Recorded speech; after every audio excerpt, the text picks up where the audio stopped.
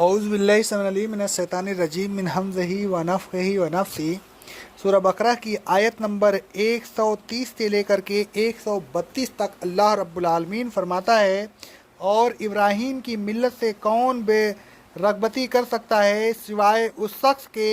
جس نے اپنے آپ کو بے وقوفی میں مبتلا کر دیا ہو۔ ابراہیم علیہ السلام وہ ہیں کہ ہم نے ان کو دنیا میں بھی منتخب کیا تھا اور آخرت میں بھی وہ صالحین میں سے ہوں گے۔ ابراہیم علیہ السلام کی تو وہ شخصیت ہے کہ جب ان کے رب نے ان سے کہا اسلام لاؤ تو انہوں نے فوراً کہا میں نے رب العالمین کے لیے اسلام قبول کیا۔ پھر ابراہیم علیہ السلام نے اپنے بیٹوں کو بھی اس بات کی وصیت کی، اور یعقوب نے بھی انہوں نے کہا اے میرے بیٹوں، بے شک اللہ نے تمہارے لیے دین اسلام پسند فرمایا ہے، لہذا تمہیں ہرگز موت نہ آئے مگر اس حالت میں کہ تم مسلم ہو، یعنی دین اسلام پر تمہارا خاتمہ ہو۔ اہل کتاب اور مشرکین اپنے آپ کو ابراہیم علیہ السلام کے دین کی طرف منسوب کرتے تھے۔ اللہ تبارک و تعالیٰ نے ابراہیم علیہ السلام کا ذکر کر کے بتایا کہ وہ تو خالص اللہ تعالیٰ کے ماننے والے تھے، وہ تو مسلم تھے اور مسلم رہنے کی دعائیں مانگا کرتے تھے، بلکہ اپنی اولاد میں بھی امت مسلمہ کے پیدا ہونے کی دعائیں کرتے تھے، کیونکہ ان کی دعا میں اسماعیل علیہ السلام بھی شریک تھے، لہٰذا امت مسلمہ اولاد اسماعیل علیہ السلام میں پیدا ہونی چاہیے، اور جس نبی کی وصیت کے لیے انہوں نے دعا کی تھی وہ بھی اسماعیل علیہ السلام کی اولاد میں ہونا چاہیے۔ لہذا اب جب کہ اسماعیل علیہ السلام کی اولاد میں وہ رسول مبعوث ہو گیا اور امت مسلمہ وجود میں آ گئی، تو ظاہر ہے کہ ابراہیم علیہ السلام کے دین پر وہ رسول اور اس کی امت ہوگی۔ اہل کتاب اور مشرکین کو چاہیے کہ ابراہیم علیہ السلام اور اسماعیل علیہ السلام کی دعاؤں اور ان کی دعاؤں کے نتیجہ پر غور کرے تو صاف معلوم ہوگا کہ محمد رسول صلی اللہ علیہ وسلم ہی وہ رسول ہیں جن کے لیے ان دونوں نبیوں نے دعا کی تھی۔ لہذا اہل کتاب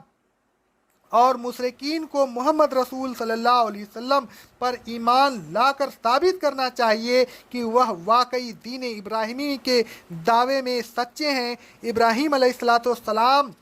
ہم یہودی تھے، نہ عیسائی تھے اور نہ مشرک، وہ تو بس مسلم تھے۔ اللہ رب العالمین فرماتا ہے سورہ آل عمران کی آیت نمبر 67 میں، ابراہیم علیہ السلام نہ تو یہودی تھے اور نہ عیسائی، وہ تو بس ایک اللہ تعالیٰ کے ماننے والے مسلم تھے، اور وہ یقیناً مشرکین میں سے بھی نہیں تھے۔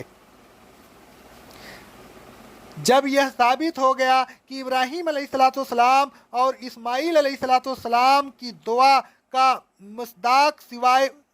رسول صلی اللہ علیہ وسلم کے اور کوئی نہیں ہو سکتا، اور یہ کہ رسول صلی اللہ علیہ وسلم کا لایا ہوا دین ہی در حقیقت دین ابراہیمی ہے، تو پھر اس دین سے روگردانی وہی شخص کر سکتا ہے جو انتہائی نادان ہو۔ اور ابراہیم علیہ السلام ہم دنیا میں اللہ تعالیٰ کے منتخب بندے تھے اور آخرت میں نیک لوگوں میں شامل ہوں گے۔ ان کی تو یہ حالت تھی کہ جب ان سے اسلام لانے کے لیے کہا گیا تو انہوں نے فوراً اسلام قبول کر لیا، لیکن ان اہل کتاب اور مشرکین کو کیا ہو گیا ہے کہ جب ان سے اسلام لانے کے لیے کہا جاتا ہے تو طرح طرح کے بہانے کرتے ہیں، لیکن بن جملہ دعویٰ یہی ہے کہ ہم دین ابراہیمی کے ماننے والے ہیں۔ اہل کتاب جب ابراہیم علیہ السلام اور یعقوب علیہ السلام کی اولاد میں سے تھے، اسی طرح مشرکین مکہ سب ابراہیم علیہ السلام کی اولاد میں سے تھے، اسی لیے اللہ تبارک و تعالیٰ نے خالص طور پر ان ہی دو نبیوں کی وصیت کا ذکر کیا تاکہ اہل کتاب اور مشرکین کو معلوم ہو جائے کہ ان کے آبا و اجداد تو نہ صرف مسلم تھے بلکہ مسلم بننے کی وصیت بھی کرتے تھے، لیکن افسوس کہ یہ لوگ ان کو اپنے آبا و اجداد ماننے کے باوجود ان کے دین پر نہیں تھے۔ ابراہیم علیہ السلام اور یعقوب علیہ السلام نے خود ہی اسلام پر عمل